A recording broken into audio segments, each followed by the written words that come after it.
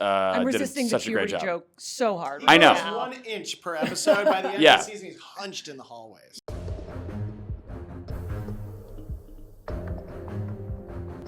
Hi, this is Ashley Victoria Robinson coming to you from the Popverse here at New York Comic Con, and I am here with the best of all time, best Star Trek crew in the Star Trek universe, the creator and stars of Star Trek, Lower Decks. Woo! Hi, thanks for having us. Hi. Important question right off the bat. Banana hot. Would anybody actually eat that? I would, absolutely. I love a hot banana. Wait, say more. I love a hot banana. It's called Bananas Foster. Heard of it? Yeah, isn't it like I also guess. like in a banana cream pie right out of the oven? Okay, I was not prepared for Yeah, that. what do we not like plantains? Is this plantain erasure? It's the anti-plantain You weren't crew. prepared for us to come with all the hot banana receipts, were you? I was not, excuse me. Okay, but I'm back.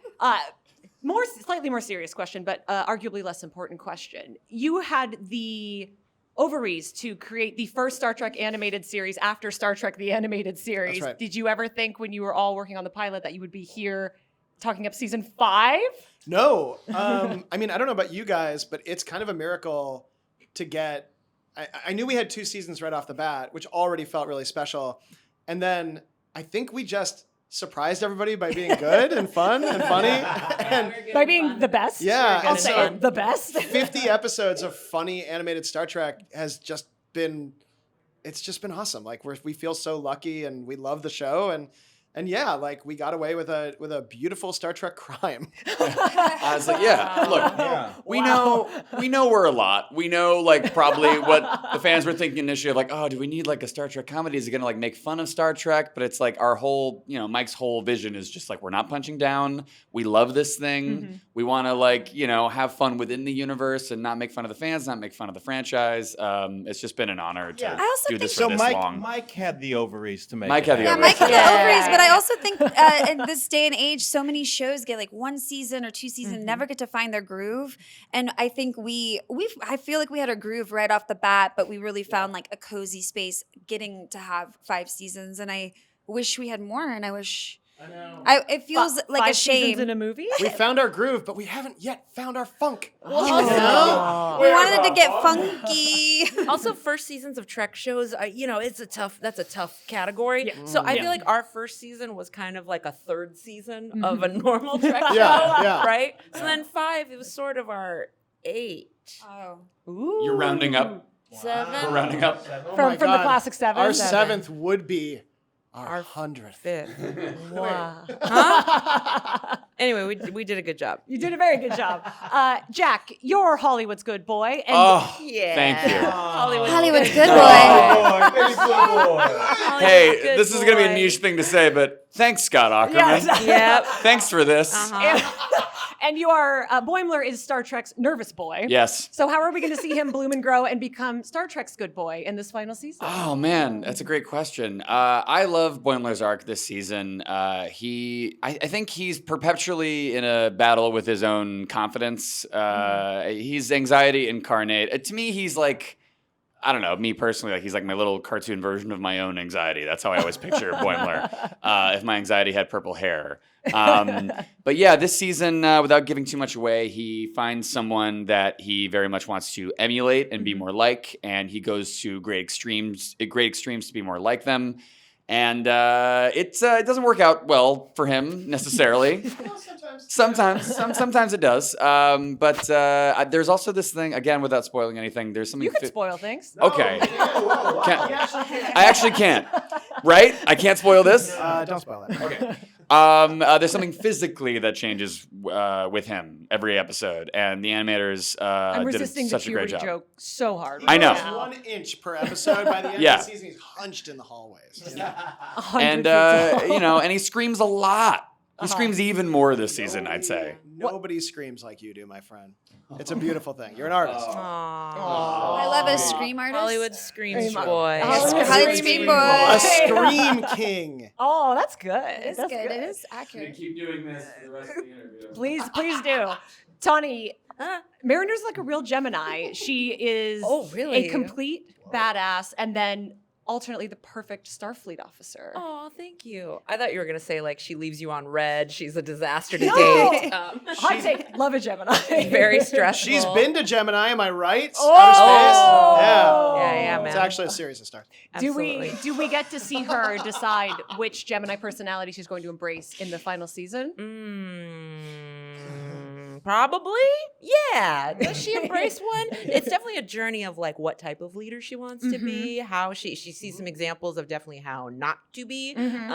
She gets a taste of her own medicine by having to lead people when she wanted to just be the one who was like, as she says in the trailer, charmingly insubordinate. Exactly. And now she's got to be in charge, which is kind of a, you know, you never want to become the manager at your froyo job. You always just kind of want to punch the clock. At least I do. Who else? Look, we see a lower deck. Is it a shack? It's a shack with a little With a Dr. Tana Tana on the shoulder.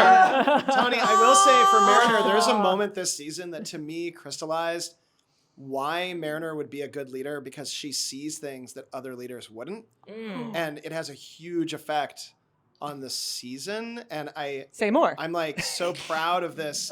I'm proud that she went from I'm gonna push back on everything all the time to participating and defining it in her own way, in her own funny, awesome way. And you know, there's a whole episode where Mariner becomes the boss of another Mariner, like somebody who is like her, and you get to see her have to deal with that. And just, I'm so lucky to work with these guys because everything I throw at them, they accomplish the character stuff we want, and then they make it funnier than I could have without them. And you get both this season. You're going to be laughing the whole time, but you do see that kind of cool forward growth that like. Don't make me cry again. That's Animated unfair. shows don't usually get, like Bart Simpson doesn't, you know, he just always is Bart. You know what I mean? Like we're not doing that, and it's just really cool to see.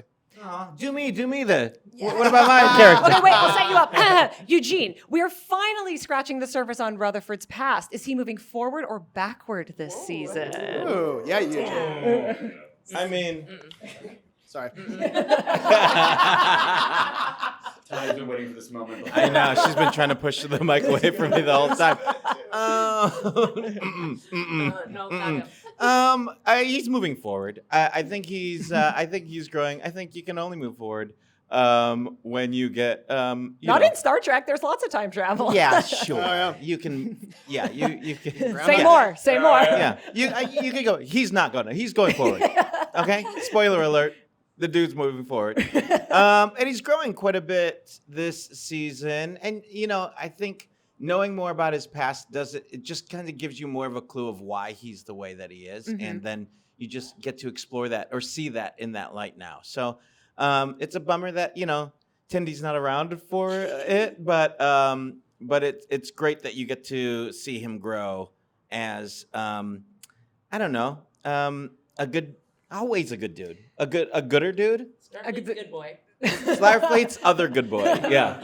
You have this one. Oh yeah, I guess I'm Starfleet's good boy. Yeah. That is devastating for me personally, though, because Rutherford Tendi is my top ship in Lower Decks. Sure, yeah. Devastating for me personally, not more kissing. Noelle. Yes. Hello. You do some of the my bad favorite- girl of Lower Decks. The bad girl? You're not the You bad are the- girl. I'm a bad girl. I mean, I'm so naughty. In the Yeah, Queen, yeah. in her Oh, Queen maybe Yes, incarnation. that's the queen. Yes, I'll take that. Very much is. She the queen. You do such an amount of vocal gymnastics throughout the show. Yes, thank you for recognizing How many that. more gymnastics are we getting in season 5? You actually are Gymnastics getting is- more gymnastics. I think we unlocked a level of, Tendi, we've seen her be sweet. We've seen her be excitable. We've seen her be she has a lot of pathos. We've seen her kick ass and sort of be like flummoxed about her having to engage in fighting. But now that she's back on Orion, she's like, okay, fine, I'm sexy. Okay, I'm a badass. Also, We've all been there. she's like, fine, I will dominate men and have them fall at my feet. Fine. If I must, if this is what my life has But I don't succumbed like to. it. I'll do but it, I but don't like it. And it's been really fun for me because it's a part of myself I don't really exercise until Tendi. And so, and I like seeing that. I got a taste of the power and it's been really nice. Wow. And I wanted to ask, is she really a Gemini or is this just a... Have we decided? I don't know when. I'm just wondering Mariner's birthday? Because I When I are figured out what... Geminis born? Between May and June. She's not. Oh. But I figured out... She's obviously an Aquarius, okay? She's obviously an No, Aquarius. I figured out Tendi's big three. When we were Tell sitting me. here. Okay, she's Aquarius sun. Yes. She's Pisces moon. And she's Aries rising. Ooh, you know what? Yeah. All of that actually makes complete sense, Totally. especially the Pisces moon. Yes, exactly. Somebody read the Tendi Yes, baseball yes. card I sent her. Also, I know that Mike and I just did a bit where we were like checking our watches, but you did get through that pretty fast. I So, did. I no, did. that was pretty I get it. I get it. I know how to. I know how to Actually, get that was through it. I art. learned something. Yeah. What are Wow. your now? You have to come back next year and tell us your big three. Okay. I mean, are we coming back? Are we coming back next year? Yeah, Or yes, next, let's I'm go. greenlighting you for a movie. Hey, as let's go. Yeah. There is a- Whatever this is. Yeah, it's on Popverse, exactly. We're yeah. happy. We have lots of budget. It'll go really, really Wow, well. we have a Popverse original. Yeah, Oh. you're the first. Popverse Plus? Yeah. Popverse. Whoa. How many pop chips do we have to eat during the filming of it? You can't stop. Hell yeah. Popverse. Stop. You Can't heard stop. it here. You're not Popverse. allowed to stop. Popverse is It's not getting into that- the streaming it's not game at that the they're hype. good. You're not allowed. I can't. I to literally stop can't you. do better than that. So I'm going to say thank you so much for joining us. Thank here you. at Comic-Con.